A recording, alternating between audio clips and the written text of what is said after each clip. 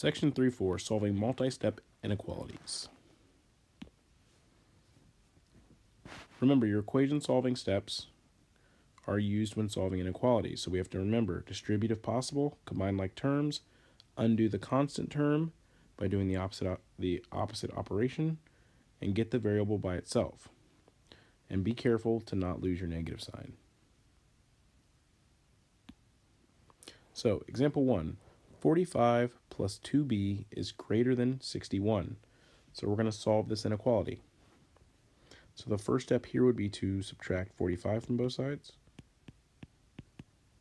You get 2b is greater than, and in this case you get 16. Then you just want to divide by 2.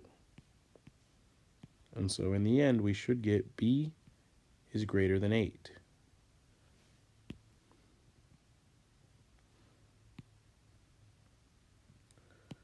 Once again, it's an inequality, so we can graph the solution.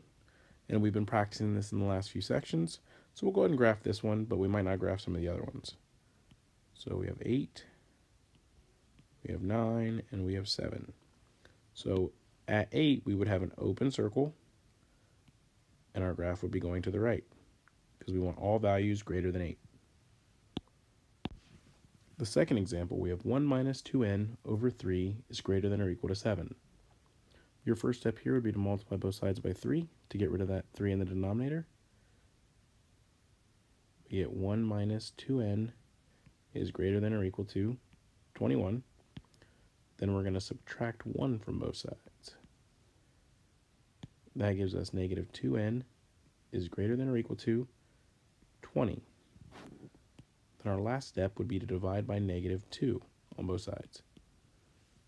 When we divide by negative 2, we have to remember we have to flip our inequality symbol, because when you divide by a negative, you flip your sign or you reverse your inequality symbol.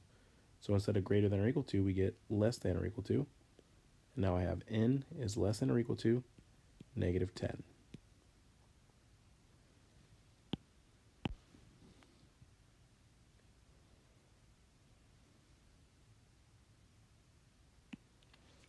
All right, the next example, 4m minus 3 is less than 2m plus 6. So the first thing I'm going to do here is try to get my m's on one side, my constants on the other. So I'm going to start off by subtracting 2m from both sides. So that gives me 2m minus 3 is less than 6. Then I'm going to try adding 3 to both sides. That gives me 2m is less than 9. And then my last step is I have to get rid of this 2, so I divide both sides by 2.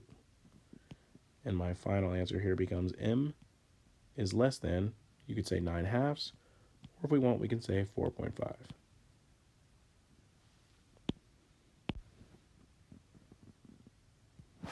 The next example is 2 times the quantity k minus 3 is greater than 6 plus 3k minus 3.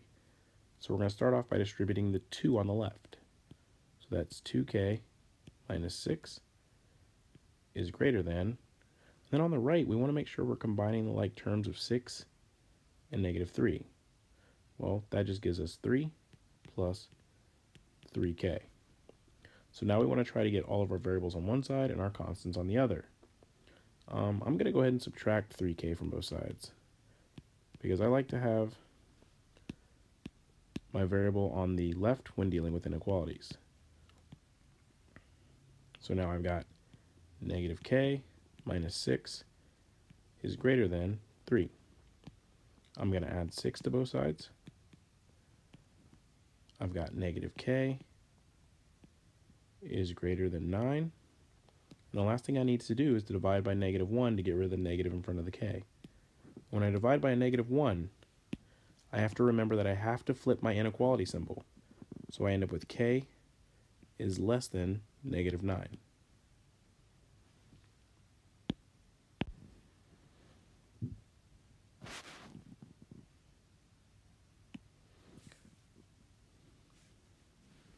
Go ahead and try this example on your own. Take a minute, pause the video, try it on your own, and then when you're ready to see the answer, unpause the video.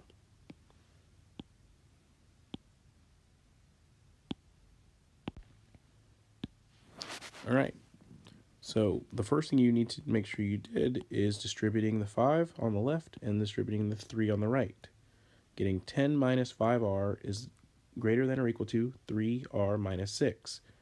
The first step that I took then would be to subtract 3r from both sides. Then I subtracted 10 from both sides, and I ended up with negative r is greater than or equal to negative 16. Then I had to divide by negative 8 to get r by itself. And in doing so, I had to remember that when you divide by a negative, you have to flip your inequality symbol, which resulted in my final answer as r is less than or equal to 2. All right, next example, we're dealing with a lot of decimals here.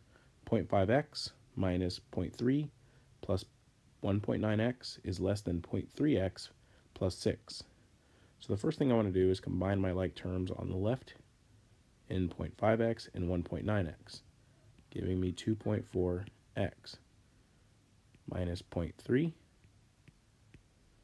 is less than 0.3x plus 6.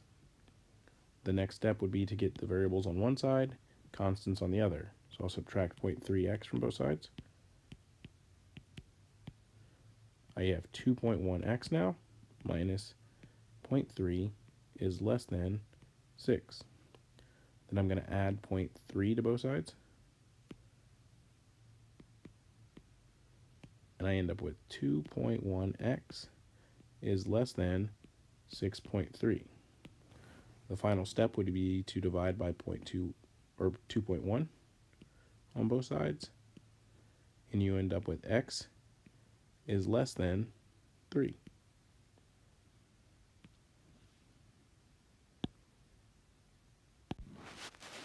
Keep in mind, we can graph all of the solutions we found on the notes so far. Just for time, we're not graphing them right now, but keep in mind that you can graph the solutions to any inequality that you happen to get. Some inequalities are true no matter what value is substituted for the variable. For these inequalities, all real numbers are solutions, or infinitely many solutions can be another way of saying it. Some inequalities are false no matter what value is substituted for the variable. These inequalities have no solutions.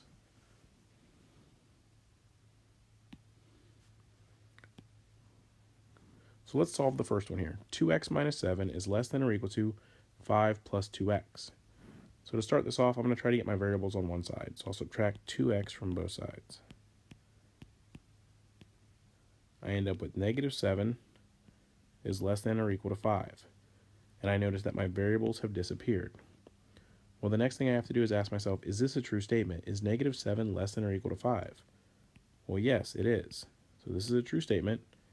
And if it's a true statement, that tells me that I have infinitely, oh, that's not a good infinity sign. Here we go, infinitely many solutions.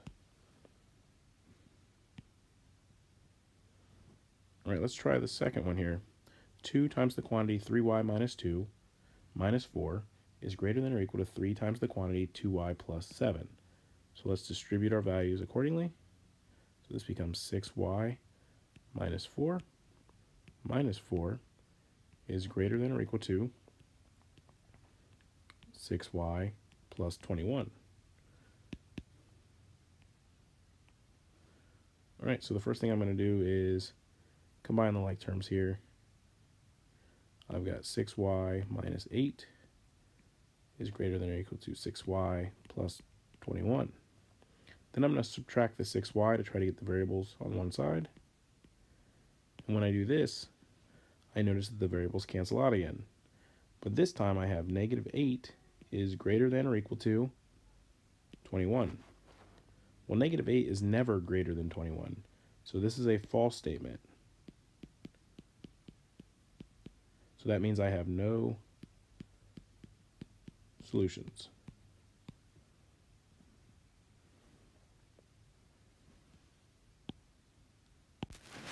To rent a vehicle, Rent-A-Ride charges $55 per day with unlimited miles. The cost of renting a similar vehicle at We Got Wheels is $38 per day plus 20 cents per mile. For what number of miles is Rent-A-Ride less than the cost of We Got Wheels? So we're trying to figure out when Rent-A-Ride is going to be less than We Got Wheels. So let's think about how this would be set up in terms of an inequality using some variables. So the rent-a-ride's easy. It's just $55 regardless of how far you drive. And that has to be less than the We Got Wheels price, which is $38 plus the 20 cents per mile. And so let's say 0.2 m here. So our inequality becomes 55 is less than 38 plus 0.2 m. And so all we need to do now is solve this for m. And so the first thing I'm going to do is subtract 38 from both sides.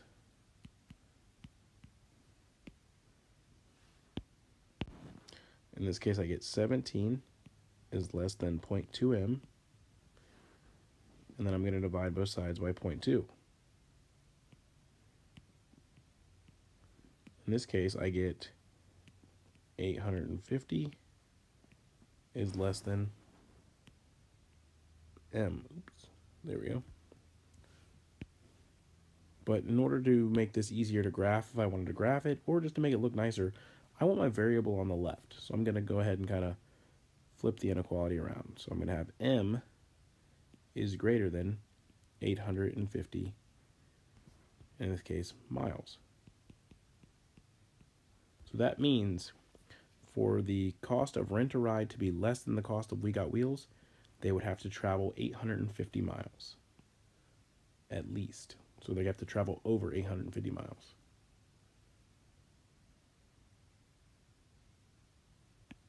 All right, last problem. A+ Advertising charges a fee of $24 plus 10 cents per flyer. Print and More charges 25 cents per flyer. How many flyers is the cost of A+ Advertising less than the cost of Print and More? So once again, we're looking for A+ to be less than Print and More. So remember, A+ is represented by the idea of $24 initially plus 10 cents per flyer. And that 24 plus the 10 cents per flyer has to be less than the 25 cents per flyer that is charged by Print and More. So now we want to figure out how many flyers have to be sold for A+ to be less than Print and More. So we're going to solve for F. So I'm going to start by subtracting 0.10 F from both sides.